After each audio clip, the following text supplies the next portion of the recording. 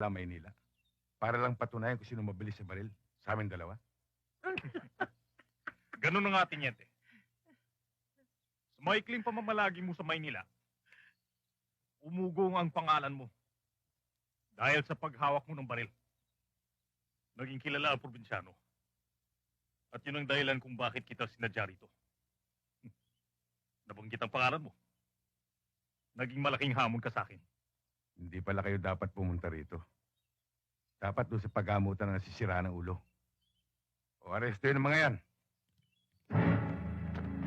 Teka, sandali lamang. Hintay mo muna ang magpaliwanag, Teniente. Nagpunta kami rito hindi para hamunin ang batas. Kaya lang, kilala ang mga kalingga na hindi umaatras kahit na anong labanan. Ngayon, lalabas na sayang lang ang pagkupkap nila sa'yo. Wala ka man lamang natutunan sa kanila. Kaya, nasa sa'yo yan, Teniente. Alam mo, Tiniente, kapapatay ko lang ng isang tao. Nung isang araw lang. Isang nakatunggali ko sa isang laro. Akala niya mas mabilis siya sa akin. Sa katunayan nga ngayong araw na ito ang kanyang libing. Di ba, Rodrigo? Ngayong alas 3 ng hapon. Pumatay ka ng tao dahil lang sa isang laro. At bakit naman hindi?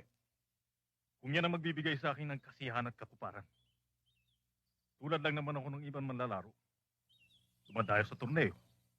Naghahanap ng tatapat sa aking kalibre. Dapat tapusin na yung paghahanap mo. Sinong tatapos? Ikaw?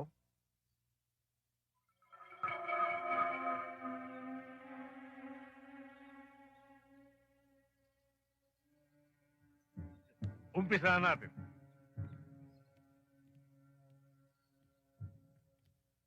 Niente. Inaasahan ko na hindi makikialam ang mga bata mo rito, ha?